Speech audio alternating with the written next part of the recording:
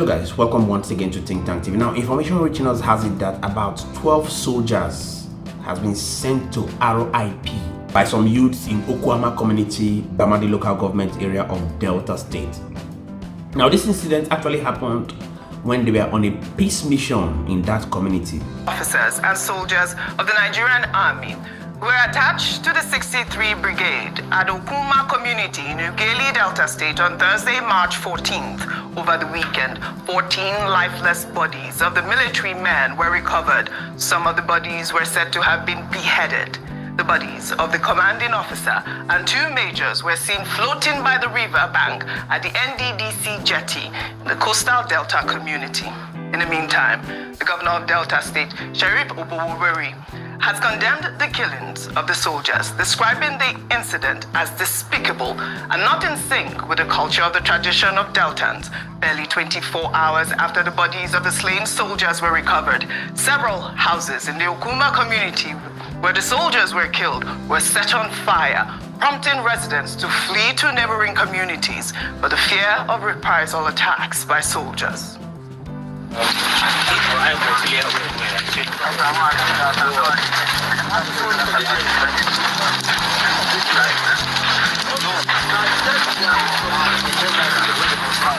All right, this was condemnable. There was a tweet that was trending. If we can pull up that tweet by Defence Head Quaters, apparently they had posted this actual video with that caption. The audacity. So at this point, we're still waiting to hear from the Defence Headquarters as to who carried out that dastardly attack in that community. Well, in the meantime, Nigerians have pulled up an old BBC interview of former President Olusegun Obasanjo, who was asked to respond to the 1999 invasion of Odi, a predominantly Ijaw community of Bayelsa state, where soldiers killed many and burned the community to the ground on the orders of the then president. Is there something that you regret today about your presidency? Was there something that you did then that you probably would have done differently? Me? What? I did everything that I should do the way I should do that. But what about Odi? The invasion of a village in Odi where the whole village was wiped out. Of course, if I have soldiers and police who are the instrument by which I should maintain security, and I sent police and they were killed, and I sent soldiers and they were killed, what do you expect me to do? If you are in my position, what will you do? You will fold your arms. You answer me, my dear brother. Definitely. Records also has it that 4 days before this sending of over 12 soldiers to R.I.P, a gun factory was found in Delta State. Let's take a look at that video before I come back to tell you the current situation of things in Okuama community, Bomadi local government area of Delta State. Do well to intentionally hit the like button so that you can recommend this video for more people to get to see. Take a look. The arms factory is located here in the forest of Onicholona and has a surveillance post, a generating set connected from a remote location, an oven for melting iron, and a cache of arms and ammunition. The commander, 63 Brigade, Brigadier General Ugochukwu Nachukwu, gives detailed information on how the suspects produce firearms for armed robbers and insurgents.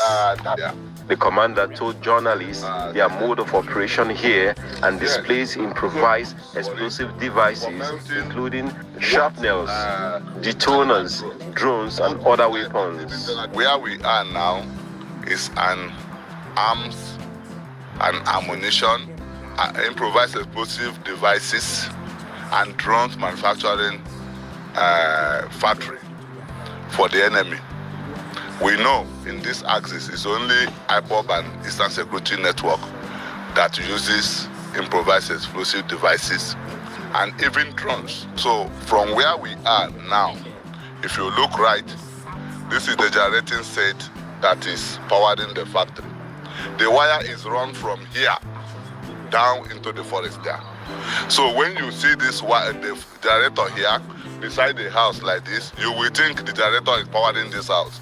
The generator is not connected to this house. The generator wire ran down into that bush where the factory is. This is supposed to be a house but it is part of the factory. 8 suspects, including the prime suspect who manufactures, repairs, and rents weapons to criminals, were paraded. So he was front there before, so my daddy said I should leave his veranda because he's not comfortable with me being around his veranda. That's why I shifted to the side. I was front where that big generator was. So when I basically do them, I don't charge people, they just give me whatever is in their mind. His parents acknowledge their son is involved in this unlawful enterprise. My children, they repair gun here. The repair gun? Yes, because they repair for the vigilante and they also repair for the police. I don't like it because as a SH0CKING arrested me. The young man, who also fabricates drones and other electronics, made some far-reaching claims about his operation, which should be investigated by security agencies. This is from Sumtu, who wrote, Nigerian soldiers still on revenge mission. Another community set ablaze by Nigeria Army in Delta State. Meanwhile, in the north, Boko Haram terrorists are granted amnesty. Fulani headsmen are protected by the government. Bandits are getting paid and rehabilitated. These are criminals and terrorists responsible for the deaths of thousands of Nigerians, including Nigerian soldiers and police officers. It's only in the southeast and the south-south that the Nigerian military goes on revenge missions. Why not go after the perpetrators and leave innocent civilians out of this while burning down the whole community? You've seen it for yourself. Now, in as much as we condemn this act seriously, we don't condemn people taking the laws into their hand. But what's the advantage? What can we get from this whole scenario? Recall I showed you a video of some young men who were arrested in a gun factory that is done locally in Delta State. In as much as I do not support proliferation of arms in the nation, I've seen situations in foreign nations where the government takes advantage of such people. These young people who are seen doing these ungodly acts can also, after reprimanding them, you can go ahead to take advantage of these skills that they have for the betterment of the nation and perhaps make them go through legitimate trainings and take advantage of it for the betterment of our society.